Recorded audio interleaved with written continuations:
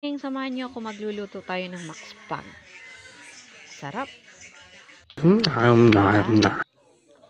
So, sa ating mga sangkap, meron tayong hot dogs. Meron tayong chicken strips. Ginayat na siya. Siyempre. Bawang at sibuyas. Meron tayong konting asin at paminta. Maglalagay din tayo ng konting hipon, mga lods. And ayan na ang ating gagamitin na sauce. It's an spaghetti sauce. And of course, we have grated cheese.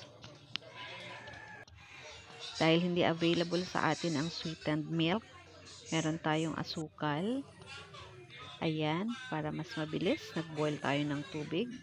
At automatic pinakukulaan na natin ang ating mga elbow macaroni. At nagisa na din tayo agad-agad ng bawang at sibuyas sa ating kawali.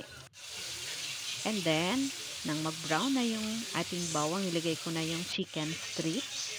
And then, yung ating hot dogs. And afterwards, nilagay na natin ang ating hipon. And then, konting paminta at asin. At yung sauce na ilagay na natin, mga lods. Para maluto na siya kaagad. O, diba? A Sarap. few moments later. And then, ayan na ang ating finished product ng ating makspag. Ang sarap, mga lods. Samahan nyo ako mag-almusal ngayong umaga. And syempre, dito na tayo sa ating awaited portion, ang tikiman time.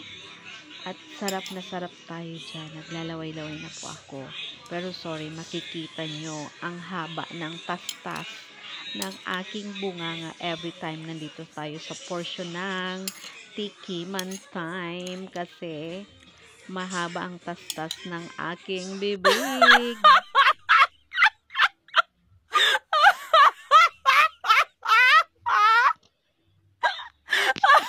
Para mas yummy, mga lods, nag-slice ako ng pears.